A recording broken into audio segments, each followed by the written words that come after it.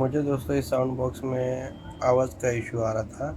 तो customer payment डालता है तो आवाज़ ही नहीं आता। तो आज हम लोग इसका सिम खोल के वापस से एक बार बिठा के दिखाएंगे आपको कि कहाँ से इसका सिम खोलता है। तो चलो देखते हैं इसका। इधर जो बटन रहता है लाइट वाला, उसके जस्ट नीचे ही रहता है ये सिम का ड्राइव। इसे ऐसे आप रख सकते हैं सीधा, ऐसा रख के फिर इसको ऊपर की तरफ से ही थोड़ा दबा के ऊपर लेना है। ऊपर लेते ही ये ढक्कन खुल गया।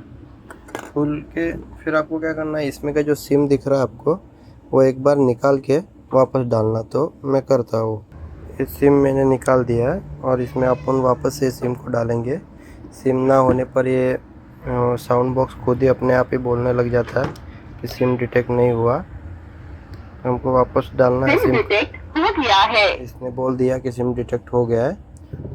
और अभी इसका ढक्कन लगा देते हैं हम लोग। डिवाइस कनेक्ट भी हो गया बता दिया। और फिर 1 रुपये पेमेंट करके हम लोग चेक करेंगे कि पेमेंट आता कि नहीं आता है। ठीक है।